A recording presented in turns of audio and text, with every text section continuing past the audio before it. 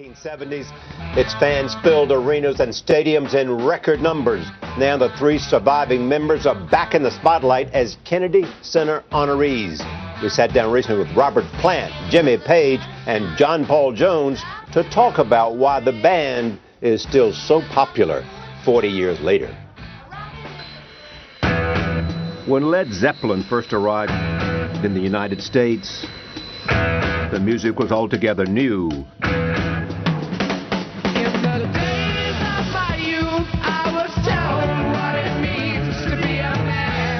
Rooted in the old riffs of American blues. We came along and we mutilated the blues and twisted it upside down. The British group reimagined the genre, infused it with influences from around the world, and played louder than any fan of rock and roll had heard before.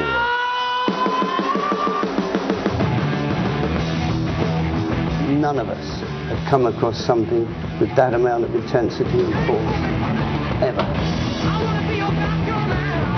You felt it? Absolutely, absolutely. At the recent Kennedy Center honors, Jack Black, Led Zeppelin! summed up the legend of Led Zeppelin with three simple words. Best band ever. Take me through how this band came together finally. Well, I'd been playing over here with the Yardbirds. We were getting pretty sort of avant-garde and experimental during that time. But the band got to a point where it split up, basically. I wanted to try and form a group, sort of from the ashes of the Yardbirds, if you like, and then the search began for the musicians. And Page, a celebrated session player, first drafted another accomplished studio musician, John Paul Jones. He then traveled to England's Midlands, where he found 19-year-old Robert Plant howling the blues, and John Bonham hammering the drums. I went along to see him, and I just sort of felt John Bonham. From that very first song, I had never experienced anything like that in any of the other bands or situations. When did it get big? 69? Well, it got big the minute we met. That's what it meant to us. Do you think so? I mean, it was just like, bang, what's that?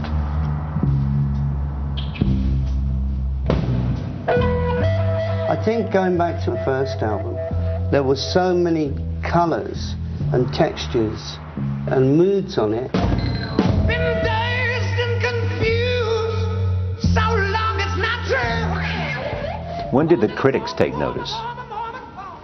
Well, they didn't like us at all. I know. No. Yeah. I don't think they understood what we were doing. Did it keep getting better? For a long time, yeah. Creatively? Yeah. We played bigger and bigger venues, which I must admit I wasn't that keen on the really big venues, because I always felt that you lost a lot of the subtlety in the band. There's a lady who should. I don't think we ever managed to supply the demand. And she's buying, staring to hear. People just kept wanting to come and see us, you know, more and more and more in droves, and that never stopped. Tonight they broke the world record set by the Beatles.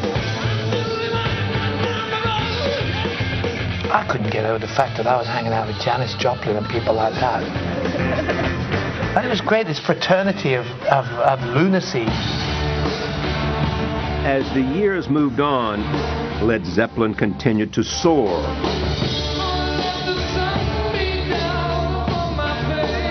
Their music exploring new paths. All 8 of the band's studio albums landed in the Billboard's top 10, 6 of them at #1. Then, in 1980, The death of drummer John Bonham stopped the music. When John died, it had to be over. Well, it was crucial. Four-piece. It was a four-piece band. Yeah. It would have been impossible to actually be able to play and not see John Bonham there. For 3 decades, the surviving members of the band turned to separate careers, each achieving a new level of success. 2 brief reunions, Live Aid in 1985, and the 40th anniversary of Atlantic Records in 1988, thrilled fans, but left the band disappointed. It wasn't so bad, but it wasn't really, really good. Led Zeppelin had a reputation. Then, in 2007, Robert Plant, Jimmy Page, and John Paul Jones joined John Bonham's son Jason on stage to do it one more time. It was a perfect opportunity to go out there, stand up and be counted, and show why we were who we were. And as it was happening, could you feel it and sense it? Did you know it? By song number 3, I think we knew that we were on it. Plus we had Jason in the equation there as well. And we'd known him as Jason, the kid, you know, John's son. Yeah. But, you know, it was one rehearsal and we all knew he was Jason, the man who was really tearing at the bit. It was working. And everybody in the world knew it. So why did you not take Led Zeppelin on tour? What you know about Led Zeppelin is, you're interviewing us now, you interview lots of people, they're interesting shows, but you have to be creative and imaginative and move on. And I think the great essence of Led Zeppelin is the creativity and the imagination that developed with each project. And a project is a project. It's not just going back and visiting the past, it's moving forward. And I think that I don't see us being a stadium actor or whatever it is, going round and round, making everybody feel great, playing the hits. You didn't know that it couldn't build from where it was in 2007, even though it had some relationship to the past, a lot. It could be about the future, couldn't it, Jimmy? You wanted to go on tour, didn't you? Didn't you want to go on tour? Wait a minute. It's 2007 that we did it. Right. So you got 1 year that passed, it's 2 years that passed, we're coming into the 5th year. So, you know, that's a long while. But it is said that it was you, that you had developed this other interest and that you did not want to do it. No, I want to do great creative things, and these guys are my buddies. They're my friends. We're soul partners in a big chunk of our creative lives together. But it's ever onward, and it's not the be-all and end-all of everything. It's just what we love. At the best, not 2007, at the best, did you believe in your brain and your heart and your bones that we are the best band alive? Yep. Yeah. For me. No, I think within what we were doing, we were pretty insular. There was a lot of bands from England who were playing stuff. There was a lot of bands from everywhere. They knew it. But they all great. Everybody, you know what? You're just being too self-deprecating. You're being too something. But you see, there's another element. How dare you? I resemble that remark. I don't know. I think everybody's good. That's why they do it. Now it's time for me to go.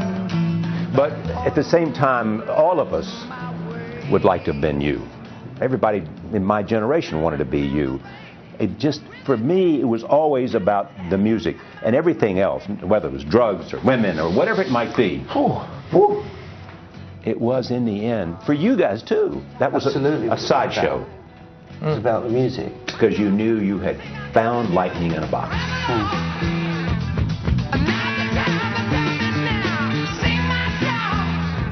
See, the elements of Led Zeppelin is you can hear it. Not always.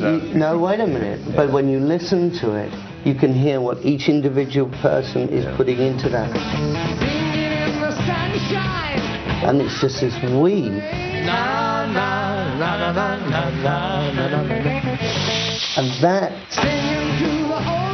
that is the thing, I think, which is such a textbook for young musicians. But yeah, I would say, you know, without being conceited here, that yeah, it was the best band. Good night. Wow, Charlie, I have a greater appreciation for Led Zeppelin, I have to say. Thank you. Yeah, nicely done. Nicely done. Remarkable musicians, they really are. I mean, to be there, you know, David Letterman last night and then this morning to see these guys and remember how good they were and to see how they have such a spirit together. Yeah, great interview. Loved it. Loved hearing those tunes. It's the music. Yep. All right, you can see the tribute to Led Zeppelin on the Kennedy Center Honors this Wednesday at 9 p.m., 8 Central, right here on CBS. And we'll be right back. You're watching CBS This Morning.